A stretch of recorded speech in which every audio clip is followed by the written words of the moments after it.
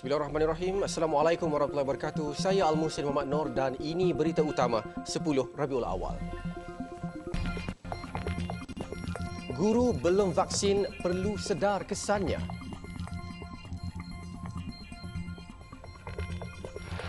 Juga bakal pengantin dirogol bomoh.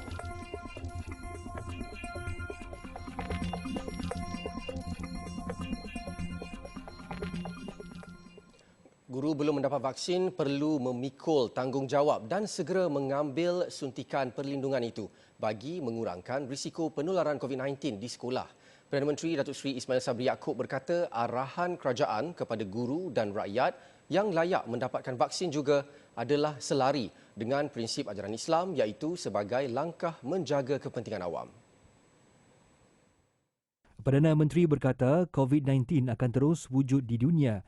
Justru mendapatkan vaksin adalah sebahagian daripada usaha mengelak jangkitan wabak itu. Justru katanya, warga pendidik yang kembali bertugas perlu mendapatkan perlindungan itu bagi mengelak dijangkiti COVID-19 ketika ke sekolah kerana mereka akan bersemuka dengan rakan sekerja serta pelajar. Itulah kita menekankan supaya warga pendidik perlu mendapat vaksin kerana mereka akan bersemuka dengan pelajar-pelajar di sekolah. Mereka akan memberikan kesan, boleh memberikan kesan buruk bukan saja kepada pelajar-pelajar yang belum dapat vaksin kalau kurang daripada umur 18 tahun. Kalau pelajar sekolah rendah, mereka belum dapat vaksin. Kalau guru sekolah rendah tersebut tidak mendapat vaksin, ianya akan membahayakan pelajar-pelajar sekolah rendah tersebut dan juga membahayakan kepada rakan-rakan guru yang lain. Perdana Menteri berkata demikian dalam ucapan Majlis Penyerahan Peranti Komputer kepada pelajar di Parlimen Bera di Sekolah Menengah Kebangsaan Bera Bandar 32. Beliau menasihatkan para pendidik agar tidak terpengaruh dengan pelbagai daya. Kononnya, penerima vaksin akan berhadapan pelbagai risiko. Sebaliknya, perlu melihat kepada kesan positif dalam kalangan penerima imunisasi lengkap COVID-19. Sementara itu, dalam majlis berasingan, Perdana Menteri menegaskan kerajaan tidak berniat menyusahkan mana-mana pihak dengan mengenakan pelbagai peraturan ketika menangani pandemik COVID-19. Sebaliknya, mereka yang tidak mahu mengambil vaksin sebenarnya menyusahkan diri sendiri kerana tidak menikmati kemudahan yang diberikan kerajaan berbanding mereka yang telah lengkap vaksinasi. Perdana Menteri Datuk Seri Ismail Sabri Yaakob berkata, golongan itu juga hanya menyusahkan diri sendiri apabila tidak dibenarkan masuk ke dalam masjid, pasaraya dan merentas negeri berbanding mereka yang lengkap 2 dos vaksin. Kalau tak nak lindungi diri sendiri, tapi mesti fikirkan kepada orang lain yang akan mendapat bahaya hasil daripada apa yang kita lakukan. Dan kerajaan benarnya dari segi prinsipnya, kita wajib menjaga kepentingan ramai. Kita wajib melindungi masyarakat yang ramai daripada menjaga kepentingan kumpulan yang amat kecil. Jadi kalau kerajaan mengenakan tindakan yang lebih tegas, bermakna tujuan kita bukan nak menyusahkan siapa, tapi untuk menjaga kepentingan nyawa golongan yang ramai supaya kita dapat melindungi nyawa yang lain juga. Beliau berkata demikian sebagai mengulas kenyataan Menteri Kesihatan Khairi Jamaluddin Obakar yang menyatakan untuk menyusahkan hidup kumpulan anti-vaksin supaya mereka berterusan tidak dibenarkan menikmati apa-apa kelonggaran seperti individu lengkap vaksinasi. Tambah beliau, Arab Saudi juga mensyaratkan jemaah yang ingin melakukan ibadah umrah dan haji mesti lengkap mengambil 2 dos vaksin. Justru beliau menyeru golongan tersebut segera mengambil vaksin kerana ia merupakan tanggungjawab bukan sahaja untuk melindungi diri sendiri bahkan kepada orang lain. Datuk Seri Ismail Sabri berkata demikian kepada media selepas majlis pemakaian pangkat Ketua Polis Daerah Bera dan Timbalan Ketua Polis Daerah Bera hari ini. Hasrat seorang bakal pengantin yang mengalami gangguan makhluk halus mendapatkan rawatan tradisional akhirnya bertukar tragedi apabila menjadi mangsa rogol seorang bomoh. Wanita yang berusia 23 tahun itu dirogol di rumah suspek yang dikenali sebagai Ayah Su di Tendong, Pasir Mas ketika datang mendapatkan rawatan pada petang Khamis lalu. Ketua Polis Daerah Pasir Mas Assistant Commissioner ACP Nasaruddin Mat Nasir berkata, mangsa terjumpa dengan suspek yang berusia 67 tahun di sebuah nursery pokok dan menceritakan perihalnya yang diganggu makhluk halus. Pengadu ni datang dengan ibu dia, dengan bakal suami dia, pergi ke rumah suspek di Tendung, Pasir Mas Kelantan untuk dapatkan rawatan tradisional. Di mana bila sampai di rumah tu, pengadu telah jumpa dengan suspek yang dikenali dengan panggilan nama Ayah Su. Dan isteri dia orang panggil nama panggilan Mak Su lah. Suspek ni kemudian telah minta pengadu untuk masuk dalam bilik rawatan melalui pintu belakang rumah. Nasaruddin berkata ketika berada berdua dalam bilik rawatan, mangsa diminta menanggalkan seluar dan sesi rawatan dimulakan dengan menggosok peha sebelum mangsa dicabul. Sesi rawatan selama setengah jam itu berakhir dengan kejadian rogol dan suspek meminta agar wanita itu datang sekali lagi untuk rawatan susulan. Suspek juga memberi amaran kepada wanita itu agar tidak memberitahu sesiapa, namun mangsa menceritakan kepada bakal suaminya serta keluarga sebelum tampil membuat laporan polis. Bertindak atas laporan itu, suspek yang juga pesara kaki tangan kerajaan ditahan pada tengah malam hari yang sama di rumahnya. Siasatan awal mendapati suspek sudah menjalankan rawatan itu kira-kira 36 tahun dan dipercayai sudah lebih 10 pesakit menjadi mangsa.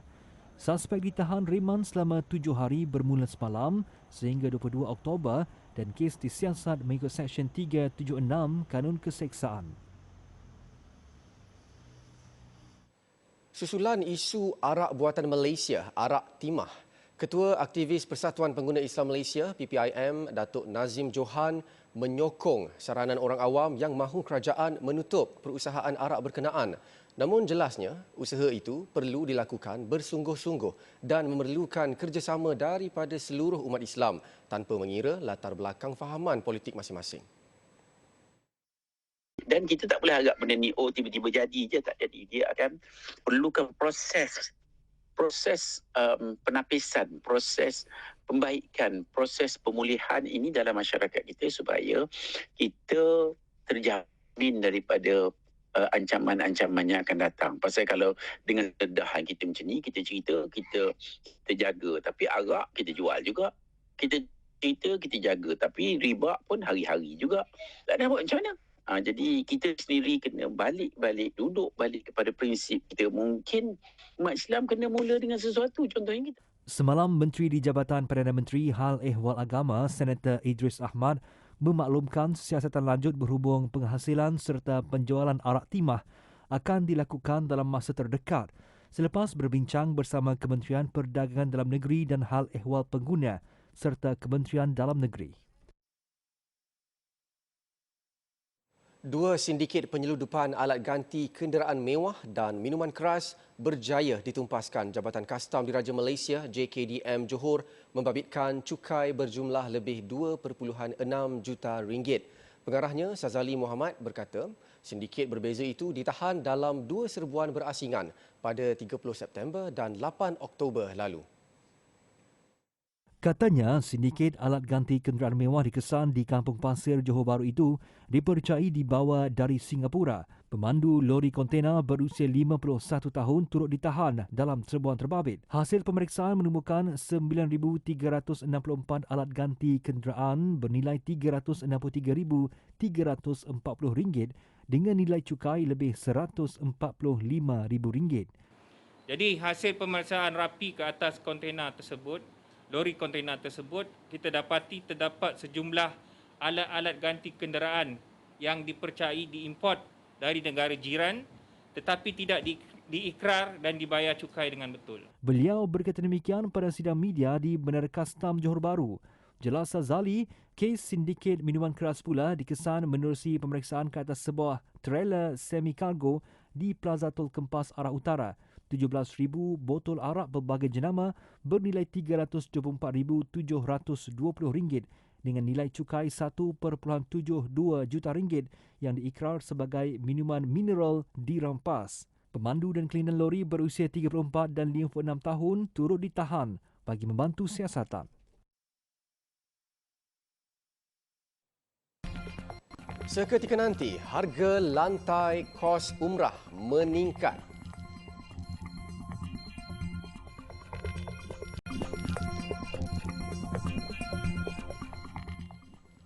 Alhamdulillah bertemu lagi. Harga lantai baharu bagi ibadah umrah ditetapkan sebanyak RM6,900 untuk pakej 12 hari 10 malam. Kementerian Pelancongan, Seni dan Budaya MOTEK dalam satu kenyataan hari ini memaklumkan kenaikan itu susulan peningkatan kos daripada pelaksanaan SOP oleh pihak Arab Saudi dan Malaysia. Sebelum ini, harga lantai yang ditetapkan pada 2017 ialah RM4,900. Penetapan kadar baharu kos umrah itu dicapai hasil perbincangan dengan Persatuan Khidmat Pelancongan dan Umrah. Antara faktor yang mempengaruhi peningkatan kos adalah bilangan kapasiti di dalam bilik penginapan di Arab Saudi, kapasiti pergerakan pengangkutan yang membenarkan 50% daripada jumlah kapasiti sebenar, pengurusan mutawif serta ujian calitan COVID-19. Harga lantai yang ditetapkan ini adalah panduan kepada orang ramai dalam membuat pertimbangan sebelum menunaikan umrah. MOTEK turut menasihatkan bakal jemaah mengambil langkah berhati-hati jika mendapati harga ditawarkan terlalu rendah atau terlalu tinggi daripada yang ditetapkan bagi mengelak kes penipuan. Harga lantai ini akan disemak semula apabila wabak COVID-19 diisytiharkan berakhir dan keadaan sudah kembali normal selain kekangan SOP tidak lagi dilaksanakan Malaysia dan Arab Saudi. Cuti hujung minggu dimanfaatkan sebaiknya untuk pulang ke kampung halaman dan merapatkan kembali hubungan kekeluargaan. Tinjauan berita hijrah di Terminal Bersepadu Selatan (TBS) hari ini mendapati rata-rata pengguna terminal berkenaan mengambil peluang merentas negeri berjumpa orang tersayang. Tinjauan mendapati situasi di pusat hentian terbabit terkawal meskipun cuti hujung minggu. Urusan pembelian tiket juga mengikut SOP serta berjalan lancar. Jumlah pengguna yang membeli tiket untuk merentas negeri meningkat sejak Jumaat di mana sebahagian besar destinasi dituju adalah ke Pantai Timur. Bagi Syahira Rozlan bersama suami dan dua anaknya, cuti seminggu dimanfaatkan sebaik mungkin untuk pulang menjenguk orang tuanya di Johor. Perasaan rindu apa semua ni lah macam apa? Lepas lah rindu apa semua. Terubat lah rindu. Sebab sebelum ni kan naik bas sama Mai ni macam ada ikut SOP lah, macam ada jarak, satu seat tu untuk seorang, dua seat untuk seorang, macam tu lah, macam selamat lah sikit rasa. Happy lah. Seronok lah boleh jumpa orang tua. Dah lama, sekian lama tak balik. Nak ikutkan sebab dah tak ada pilihan ni. Sebab daripada sana tak ada transport kan, tumpang kawan, terus naik bas lah, memang biasa balik naik bas. Lagipun jimat lah seorang. Untuk keyakinan tu tengok dengan SOP pun dalam bas dah jarak kan. Itu lah. Yang lebihnya antara kita lah menjaga. Suka sangat lah kita. Suka lah. Kita boleh keliknya. Cuti pun kita ambil dalam 2 minggu. Untuk ni, jumpa mak, jumpa bini, jumpa anak. Itu je lah. Berdasarkan pemerhatian, pematuhan SOP di terminal berkenaan turut dipantau rapi petugas TBS seperti pemeriksaan suhu badan serta mengimbas kod MySejahtera di setiap pintu masuk. Sementara itu, Pengarah Urusan Ekspres Perdana Laili Ismail berkata, lebih 10,000 tiket terjual sejak 11 Oktober hingga 17 Oktober. Jumlah itu merangkumi jualan tiket secara dalam talian dan sebahagian lagi menerusi penjualan di kaunter. Lebih 700 pegawai dan anggota bomba di Terengganu bersedia untuk digerakkan bagi menghadapi peralihan monsun Timur Laut MTL yang diramal melanda November depan. Kesiapsiagaan itu telah mencapai tahap lebih 98%, termasuk latihan yang telah dilaksanakan bagi berdepan dengan gelombang banjir pada kali ini. Pengarah Jabatan Bomba dan Penyelamat Terengganu, Mat Hilman Abdul Rashid berkata selain kekuatan sumber manusia, kelengkapan logistik juga telah dipersiapkan. Jelasnya para pegawai dan anggota juga telah menjalani latihan secara berkala bagi meningkatkan keyakinan dan kemahiran setiap anggota ketika berada di dalam air. Dan ini latihan yang keempat kita telah adakan. Kurang daripada kita akan menghadapi MTL tidak lama lagi. Dan seramai 728 orang anggota bomba kita telah pun bersedia setiap masa untuk menghadapi ancaman ataupun MTL ini. Dan kelengkapan yang kita ada sebanyak 33 buah bot di negeri Terengganu ini, dan kita telah pun kesemuanya boleh beroperasi dan bersedia untuk digunakan bila-bila masa. Beliau berkata demikian selepas program latihan bot dan menyelamat di air di Tasik Kenyir, Hulu Terengganu. Tambah Mat Hilman, berikutan negara masih berdepan COVID-19. Anggotanya turut dilengkapkan dengan perlindungan peribadi PPE sepanjang mengendalikan operasi membantu mangsa banjir. Terdahulu 4 hingga 6 episod hujan lebat yang signifikan dan boleh menyebabkan kejadian banjir dijangka berlaku dalam fasa awal monsun timur laut, iaitu dari November ini hingga Januari 2022. Ketua Pengarah Jabatan Meteorologi Malaysia, Met Malaysia, Muhammad Helmi Abdullah berkata, tempoh monsun timur laut 2021-2022 diramal bermula pada awal November ini sehingga Mac 2022.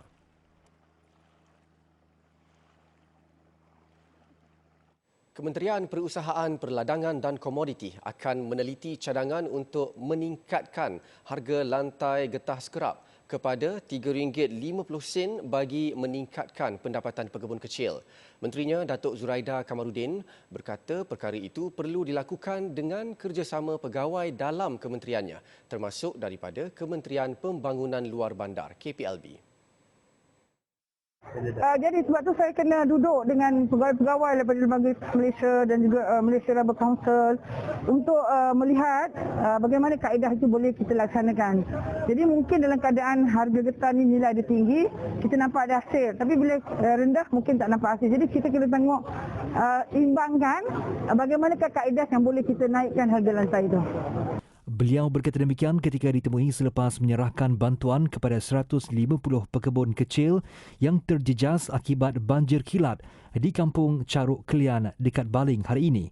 Sebelum ini, media melaporkan kerajaan diminta mempertimbangkan untuk menaikkan harga lantai getah skrap kepada RM3.50 sekilogram mulai Januari tahun depan bagi membolehkan lebih ramai penoreh getah keluar daripada garis kemiskinan. Ia berikutan harga lantai getah skrap ketika ini RM2.50 sekilogram, jauh lebih rendah berbanding kelapa sawit, sekaligus mewujudkan jurang besar antara pengusaha getah dan kelapa sawit. Mengulas lanjut, Datuk Zuraida berkata pihaknya kini turut melakukan beberapa pendekatan untuk membantu meningkatkan pendapatan pekebun kecil seluruh negara.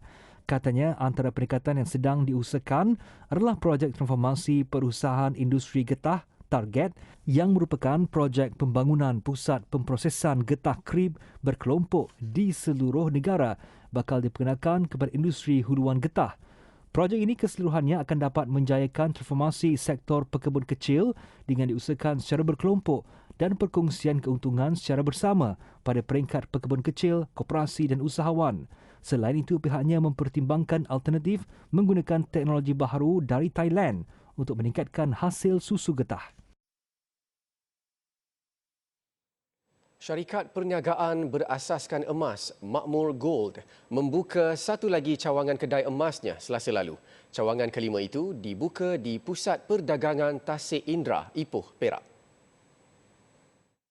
Ketua Pegawai Eksekutif Makmur Gold, Muhammad Faizuddin Cik Mahmud berkata, seperti cawangan sebelumnya, cawangan terbaru itu walaupun dibuka dalam tempoh pandemik COVID-19 tetap dijual pada harga murah tanpa upah serta patuh syariah. Cawangan ini kita berharap warga Ipoh, warga Perak amnya dapat menikmati kedai emas yang patuh syariah dan juga free upah yang paling penting.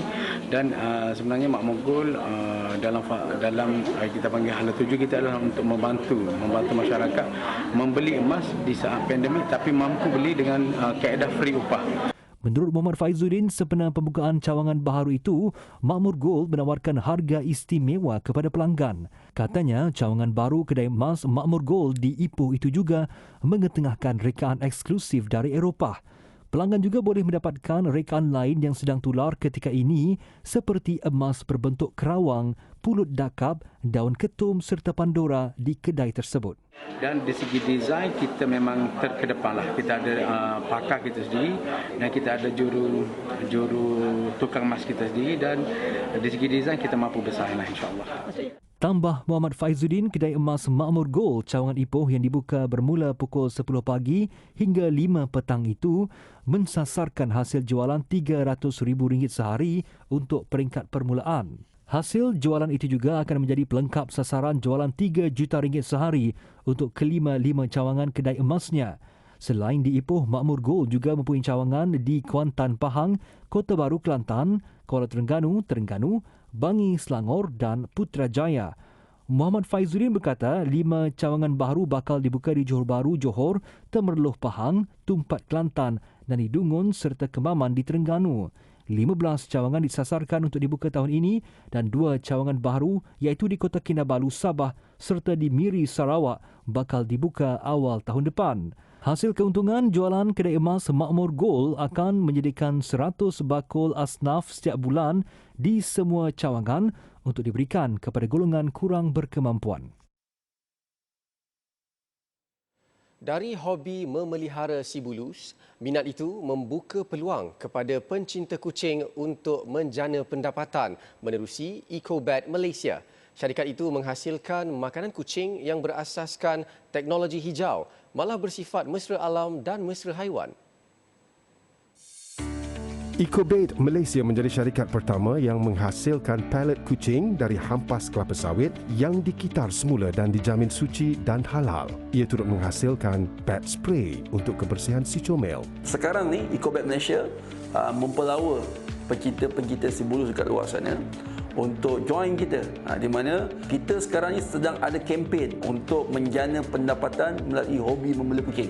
So apa yang kita buat ialah kita membuka ruang peluang perniagaan kepada pencinta-pencinta si bulus untuk menjadi ejen, untuk menjadi dropship, untuk menjadi stokis EcoBet Malaysia di seluruh negara.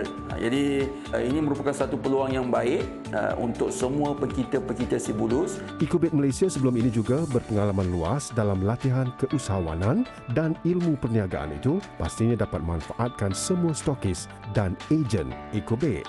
Kalau macam saya sendiri tak sangat mahir dalam berniaga, tapi bila kita masuk ni kita tahu macam mana bila jumpa orang apa yang patut kita buat. Percayalah, dengan kita cuba, kita berusaha. Saya yang mungkin tak pandai sangat nak bercakap ni pun, dah berapa kedai dah saya masuk. Alhamdulillah, dah beratus beg dah terjual. Alhamdulillah, buat masa ni. InsyaAllah, lebih lagi. Dan saya yakin anda semua lebih lagi. Kalau anda semua dah pandai berniaga, apatah lagi lah. Sangat-sangat diadu-adukan. EcoBet Malaysia turut menyertai program peningkatan Enterprise Bumi Putra BEEP di bawah SME Corporation Malaysia. Kalau anda nak tahu bagaimana cara dia, kena daftar ke dalam link kami. So kita ada letak dekat social media kita, dan peluang-peluang ini kami berikan terhad hanya untuk 100 orang pertama sahaja. Mereka yang membela si bulus, yang membela anak-anak bulus ini datang tampil supaya anda boleh menjana pendapatan bersama dengan EcoBet Malaysia.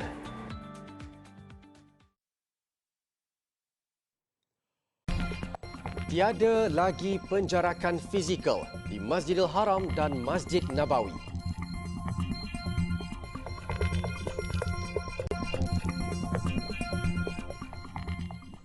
Alhamdulillah bertemu lagi. Para usahawan yang sedang dalam perancangan untuk memperluaskan perniagaan dan menambah jumlah jualan disaran untuk menonton program Bincang Niaga TV Al-Hijrah. Ketua Operasi Kempen Bincang Niaga TV Al-Hijrah, Nur Fiha Kassa, berkata program yang akan disiarkan secara langsung pada 20 Oktober ini akan memberi penjelasan kepada usahawan mengenai pakej pengiklanan menarik di TV Al-Hijrah.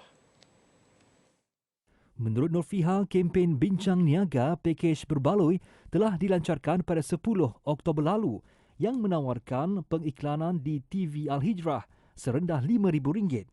Secara langsung pada 20 Oktober ini ialah kesinambungan kempen berkenaan selain diterbitkan sempena sambutan Maulidur Rasul dan untuk membantu lebih ramai usahawan yang terjejas perniagaan akibat pandemik COVID-19. Jelas Nur Fiha, melalui program selama 1 jam itu, para penonton juga boleh mendapatkan maklumat bagaimana TV Al-Hijrah boleh membantu usahawan untuk membina jenama dan mengekalkan produk mereka di pasaran. Dalam program ini juga kami menawarkan salah satunya khidmat nasihat Dan kita juga menampilkan tetamu-tetamu yang orang kata dah biasa dengan TV Hijrah yang telah telah mendapat impak yang positif dengan periklanan di TV Hijrah. So jadi mereka akan berkongsi dan mereka juga akan memberi gambaran yang bagaimana orang kata mereka bermula dan mereka berjaya dengan TV Hijrah. Sementara itu, Nur Fiha memaklumkan usahawan yang menonton penuh siaran langsung tersebut Rabu depan bermula jam 4.30 petang berpeluang untuk mendapatkan pakej promosi tambahan yang lebih rendah berbanding promosi biasa. 6 usahawan berpeluang untuk mendapatkan pakej promosi tambahan tersebut. Mereka yang berminat untuk mengetahui mengenai pakej pengiklanan TV Al-Hijrah boleh menghubungi Pegawai Strategi Media untuk keterangan lanjut. Selepas lebih setahun setengah, pengumuman lurus dan rapatkan saf kembali kedengaran di Masjidil Haram dan Masjid Nabawi. Solat subuh pagi tadi merupakan solat berjemaah pertama di dua masjid suci itu yang dilaksanakan tanpa penjarakan fizikal selepas COVID-19 menular di seluruh dunia. Arab Saudi pada Jumaat mengumumkan beberapa kelonggaran prosedur operasi standard SOP, antaranya tidak lagi wajib memakai pelitup muka kecuali di Masjidil Haram dan Masjid Nabawi. Selain itu, arahan penjarakan fizikal di dua masjid suci itu juga ditarik yang membenarkan solat berjemaah dilaksanakan secara rapat. Jumlah jemaah di dua masjid suci itu juga dibenarkan pada kapasiti penuh bermula hari ini. Berdasarkan Twitter Haramain Info, pelekat yang menandakan penjarakan fizikal telah dicabut selepas solat Isyak malam semalam. Penghadang yang diletakkan berhampiran Kaabah susulan COVID-19 juga telah dibuka. Memetik Arab News, kelonggaran SOP yang diumumkan Arab Saudi susulan penurunan kes COVID-19 selain pencapaian kadar vaksinasi yang tinggi.